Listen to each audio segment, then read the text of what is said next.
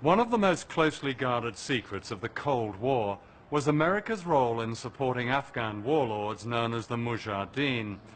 The official story is that America backed these fundamentalists in response to the Soviet invasion of Afghanistan in December 1979. But that's not true.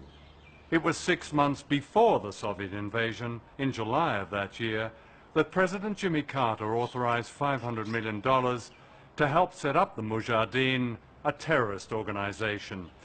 The American people were completely unaware that their government, together with the British Secret Service, MI6, had begun training and funding Islamic extremists, including Osama bin Laden. Out of this came the Taliban, Al-Qaeda, and September the 11th. Soon after the Taliban came to power in 1996, the administration of Bill Clinton backed a secret plan for a pipeline through Afghanistan from Central Asia, which has vast reserves of oil and gas. The Taliban were offered a generous cut in the deal and secretly invited to Washington and Texas. They were treated royally, taken shopping and flown to tourist attractions like the NASA Space Center and Mount Rushmore. Their tour was so secret that no television news covered it. Most Americans knew nothing. By the time George W. Bush came to power, the link between Al-Qaeda and the Taliban was an embarrassment, and September the 11th gave Bush an opportunity to get rid of them.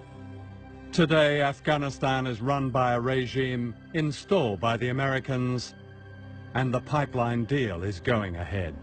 September the 11th also presented an opportunity to an influential group who, even by Republican Party standards, were extreme.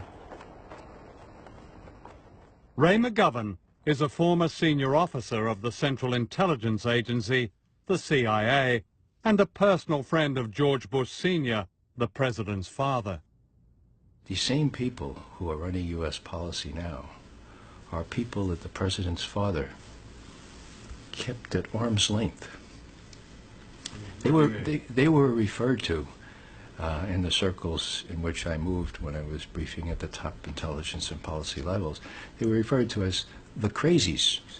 The crazies also include Donald Rumsfeld, seen here in Baghdad in 1986, warmly greeting Saddam Hussein, who was then being armed to the teeth by America and Britain.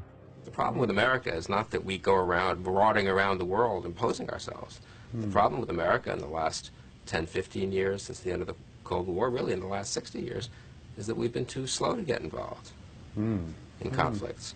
Outside America, people have worried about the United States conducting an unprovoked attack on a country, a sovereign country. Are they? Are they? Yes, they are. Really? They're worried we're going to attack Britain, France, Germany, any democracy? No, because... Any decent regime? No, well, the United States doesn't usually attack strong countries. Do we attack decent countries? No, I said strong countries. Well, I was asking decent countries.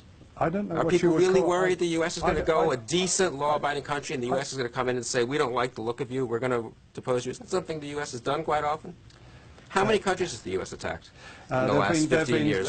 Well, since World War II, there have been 72 interventions by the United States. Was that right? Yes. That's ludicrous. Well, it's not ludicrous, it's true.